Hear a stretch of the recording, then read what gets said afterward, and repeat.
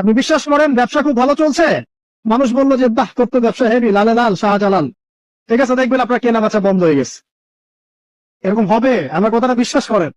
এটা কিন্তু সায়েন্স প্রমাণ করতে পারবেন না, আল্লাহ এবং তার রাসূল বলেছেন, তার উপরে কোনো সত্য নেই। আছে সূরা কাহফ 29 নম্বর আয়াত পড়ে দেখেন, আল্লাহ পাক বলছেন ওয়াকুলিল হাক্কু মির রাব্বিকুম, সত্য সেটাই যা তোমার রবের পক্ষ থেকে আসে। ফামান শাআ ফালইউমিন, যার ইচ্ছা হয় বিশ্বাস করুক, ওয়া মান শাআ ফালইয়াকফুর, যার ইচ্ছা হয় সে অস্বীকার করুক। এই কারণে আমরা বলি ফেসবুকে এত বেশি ছবি দেওয়া, এই আই ওয়াশ করা, এই যে শো ডাউন করা, হ্যাঁ, ইসলামের কিছু কাজ করলেন একদম মানুষকে না দেখাইতে পারলে ঘুম হচ্ছে না, এগুলো বন্ধ করেন, এগুলো বন্ধ করে দেন আল্লাহর ওয়াস্তে। অফলাইনে কাজ করেন, নিজেকে গোপন করার চেষ্টা করেন। যত বেশি মানুষের কাছে নিজেকে এক্সপোজ করবেন, কাজের বরকত কমে যাবে, কাজের বরকত কমে যাবে, চোখ লাগবে, নজর লাগবে। এবং চোখ লাগা বদ নজরে বহু আলেম আস্তে আস্তে মাঠ থেকে মাইনাস হয়ে গেছে না, যায় নাই?